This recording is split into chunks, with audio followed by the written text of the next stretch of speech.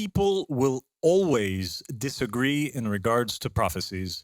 This is something that is the case in Islam today. This is something that was the case and still is the case in Christianity and Judaism. That is because many prophecies, first off, are allegorical in nature, and people interpret the words differently. Meaning what? Meaning effectively that prophecies and the interpretation of prophecies is something which is subjective. Many people differ on the reliability of the narrations, depending on the method used to evaluate the narrations, or depending on the sect which one belongs to.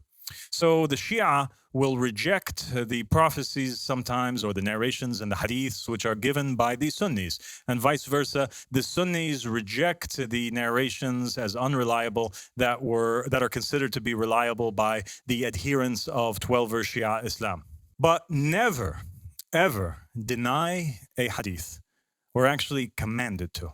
What they're doing in regards to denying particular ahadith or casting doubts upon them, saying that the chain of narrators are not reliable, this method, or denying any hadith in general, is actually against the words of Muhammad and the family of Muhammad alayhi salam. It's against the teachings of Islam in reality.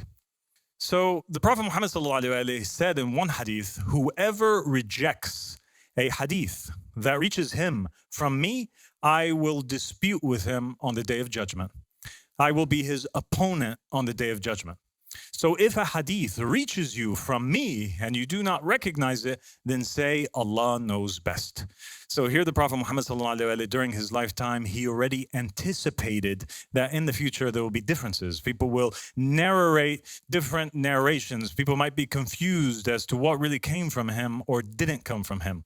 Instead of him saying, reject all narrations, or instead of him saying, study the chain of narrators and see if they're reliable or not, the Prophet suggested something else. He actually said, never reject it. Assume that it is true. And if it doesn't seem true or you're confused, then say, Allahu al-alam.